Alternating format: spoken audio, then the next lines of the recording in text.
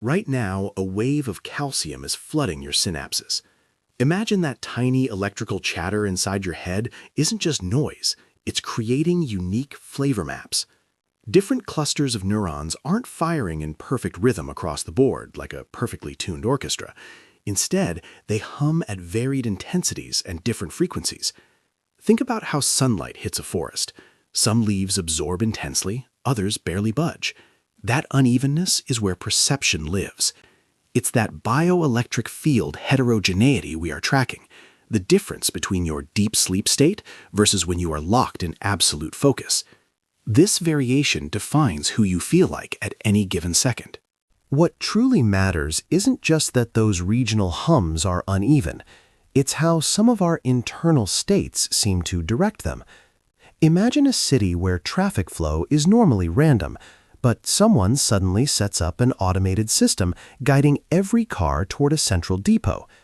That directionality, that top-down guidance from focused intention, influencing the local electrical churn, is what we find happening across different parts of your brain wiring.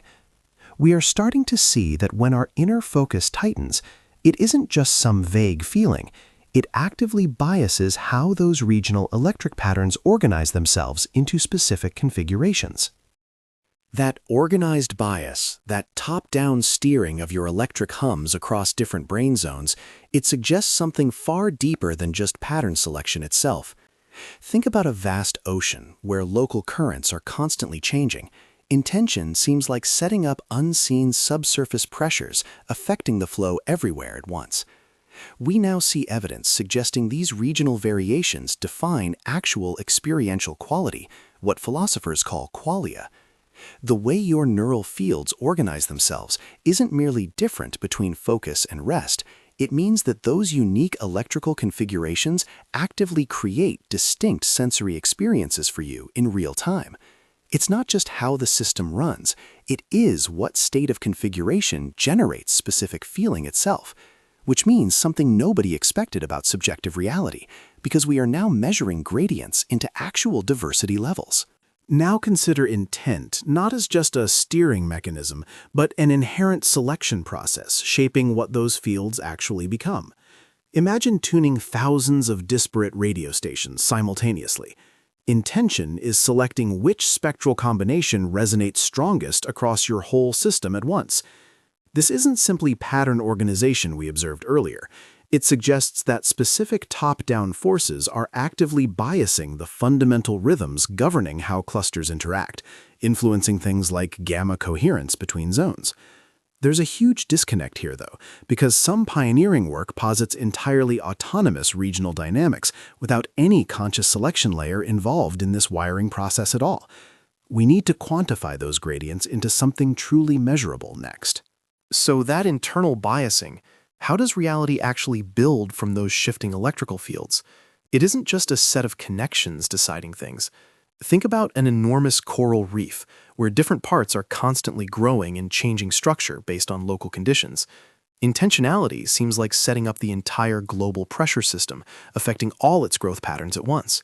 We now find evidence that these heterogeneous field states actively generate distinct experiential qualities, what we call qualies. But here's the twist. Researchers are finding gradients of this state diversity that defy simple classification. It's a whole new spectrum emerging from localized ionic variants across regions. The circuit fires, but understanding precisely how local ion movements translate into macro-level awareness patterns remains half-revealed.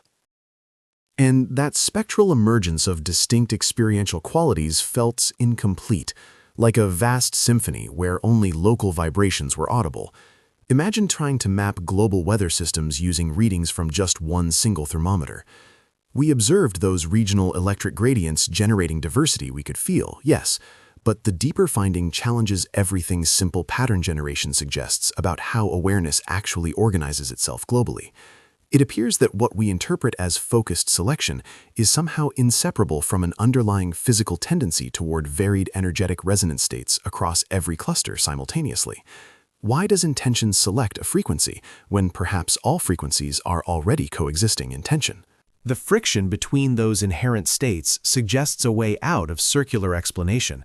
Instead of asking how intention chooses when everything vibrates at once, maybe we should map that choice itself. Think about an immense city grid where every intersection is constantly moving traffic. Intention isn't steering one car, it's perhaps creating the entire global magnetic bias influencing all flow patterns simultaneously. This points toward a mechanism where focused awareness selects its state by shaping network connectivity complexity across regions. That emergent property we found vital earlier now gains directionality through systemic modulation of those underlying oscillatory rhythms. The sheer diversity emerging from these microfield differences offers something concrete, a measurable metric for the variety of feeling itself. The full research archive is at jmthomasofficial.com. The way these varied field states generate different feelings suggests a fundamental reality where selection is woven into being itself. Imagine a massive, intricate loom spinning constantly. Conscious intention isn't pulling one thread, but subtly adjusting the global tension across every single warp and weft simultaneously. That top-down shaping of system behavior through network connectivity complexity becomes what gives us directionality in that ever-shifting field diversity. We realize now that mapping this inherent systemic modulation offers a quantifiable measure for true cognitive flexibility, moving beyond just recognizing different states to measuring their potential for change. The full research archive is at jmthomasofficial.com.